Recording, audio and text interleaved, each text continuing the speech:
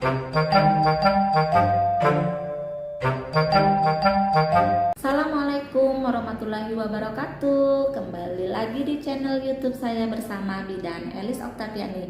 Baiklah teman-teman, pada video kita kali ini kita akan membahas mengenai dysmenorrhea primer.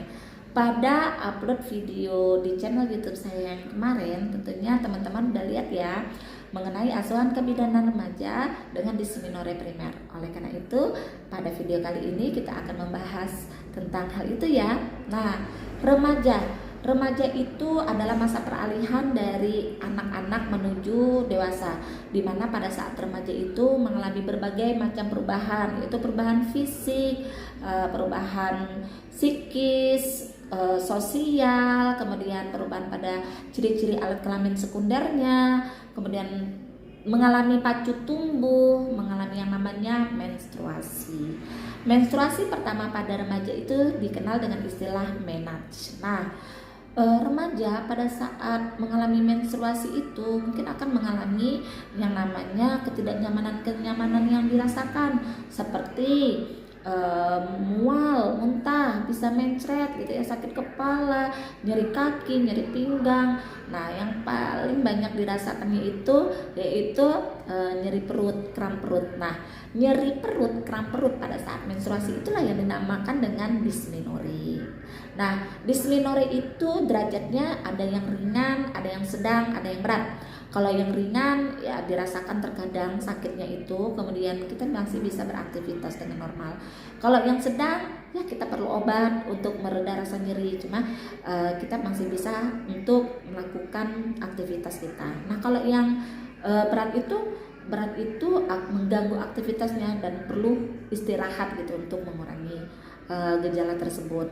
Kemudian klasifikasi dari dysmenorrhea itu ada yang namanya dysmenorrhea primer dan ada yang namanya dysmenorrhea sekunder. Dysmenorrhea primer itu seperti apa? Dysmenorrhea primer itu yaitu nyeri perut, kram perut pada saat menstruasi yang tanpa disertai kelainan genetik. Nah, kalau misalnya yang dysmenorrhea sekunder itu nyeri perut pada saat menstruasi yang bisa disertai dengan adanya kelainan genetik seperti endometriosis gitu ya, kemudian nyeri radang panggul, polip uterus, kanker uterus dan lain-lain. Nah, kemudian penyebabnya itu apa? Penyebabnya itu bisa karena faktor psikis ya, faktor kejiwaan. Kalau kita kecemasan yang berlebihan itu bisa menyebabkan kita mengalami dysmenorrhea. Kemudian faktor konstitusi, artinya ketahanan kita terhadap ambang nyeri kita seberapa besar gitu, kita bisa menahan rasa sakit. Nah, kemudian faktor hormonal. Kalau faktor hormonal itu penurunan hormon progesteron itu menyebabkan kontraksi dari uterus, kemudian peningkatan prostaglandin F2 alpha yang menyebabkan dia bekerjanya di seluruh sistem tubuh. Jadi dia masuk tuh ke dalam pembuluh darah, pelebaran pembuluh darah menyebabkan warna kemerahan pada kulit, rasa panas pada kulit gitu ya. Kemudian ya makanya kita selain dysmenorrhea juga kita bisa mengalami yang namanya sakit kepala yang hebat, mencret, muntah seperti itu. Kemudian faktor alergi, orang yang memiliki asma gitu ya, penyakit urtikaria bisa mengalami yang namanya dysmenorrhea. Kemudian penanganannya seperti apa? Nah, karena kita sudah tahu penyebabnya seperti apa, makanya kita berusaha menghindari dari penyebabnya itu, yaitu mengurangi rasa kecemasan yang berlebihan kita gitu ya. Kemudian menjaga kebersihan alat genitalia kita itu dengan cempok yang benar dari arah depan ke belakang. Kemudian kita sering ganti pembalut gitu, ganti pembalut saat pembalut sudah terasa banyak basah gitu ya.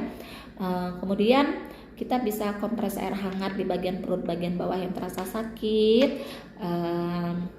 istirahat yang cukup, tetap berolahraga yang ringan.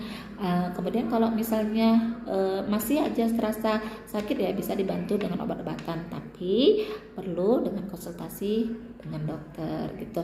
Nah, setelah kita mengetahui tentang apa itu dysmenorrhea, derajatnya, klasifikasi, penyebabnya, dan penanganannya, tentu harapannya agar para remaja saat menstruasi tetap beraktivitas secara normal dan tidak mengganggu aktivitas kesehariannya. Demikian video YouTube dari saya hari ini, semoga bermanfaat untuk kita semua. Bye. Assalamualaikum warahmatullahi wabarakatuh.